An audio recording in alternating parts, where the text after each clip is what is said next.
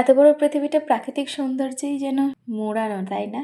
সবুজ পাহাড়, নীল সমুদ্র, আরো কত কি। ভেবেছিলাম স্বপ্ন শুধু দেখা যায় কিন্তু ছোঁয়া যায় না।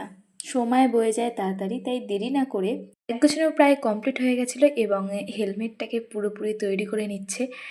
আর তারপরেই সঙ্গীকে তৈরি করে নেওয়ার পালা, কারণ ও ছাড়া আমাদের অত দূরের রাস্তা পার করা সম্ভব নয়।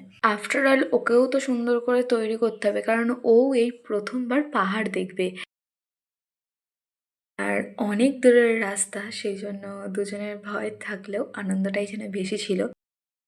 গাড়ি এখানে পুরোপুরি তৈরি হয়ে গেছে বেরোনোর জন্য।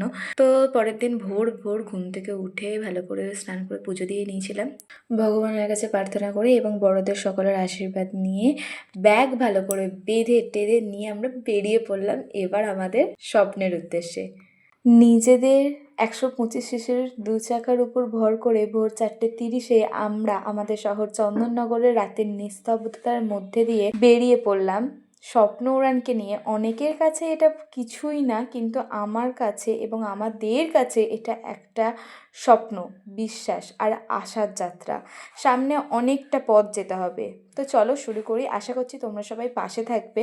এরকম ট্যুরিং ভিডিও আমার চ্যানেলে প্রথমবার তোমরা দেখতে পাচ্ছ, কারণ আমার ঘুরতে খুব ভাল লাগে আর আমার বরের বাইক নিয়ে ঘোরার খুব শখ। প্রথমবার এরকম কোনো ভিডিও বানাচ্ছি, তাই যদি কোনো ভুল ত্রুটি থাকে প্লিজ একটু মানিয়ে নিও। ভিডিওটা তোমরা অনেক দিন পরই পাচ্ছ। তো দিনটা ছিল 31/1/2026। মাসের শেষ দিনটা। আমাদের যাত্রা হচ্ছে চন্দননগর থেকে শিলিগুড়ি পর্যন্ত এবং ফেব্রুয়ারি মাসের প্রথম দিনেই আমাদের সাথে দেখা হবে পাহাড়ের।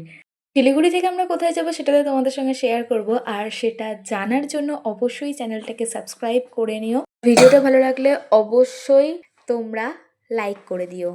রাতে যখন আমরা বেরিয়েছি তখনও অবধি কিন্তু কোনো ঠান্ডা সেরকম কোনো কিছু ফিল হয়নি, কিন্তু যত ভোর হচ্ছিল তত ঠান্ডা বাড়ছিল। যত আমরা গন্তব্যের দিকে পৌঁছাচ্ছিলাম তত মনে হচ্ছিল পিছনে কতটা রাস্তা ফেলে এলাম আমরা।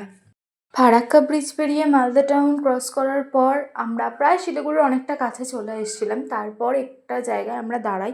তো আমরা এবার শিলিগুড়িতে পৌঁছে গেছি। এটা পরের দিন সকালে ও গাড়িকে প্রস্তুত করছিল আর আমি তোমাদেরকে আমাদের রুম ট্যুর দিয়ে দিলাম। তো রুমটা খুব ভালো ছিল সেটাও নয়, আবার খুব খারাপ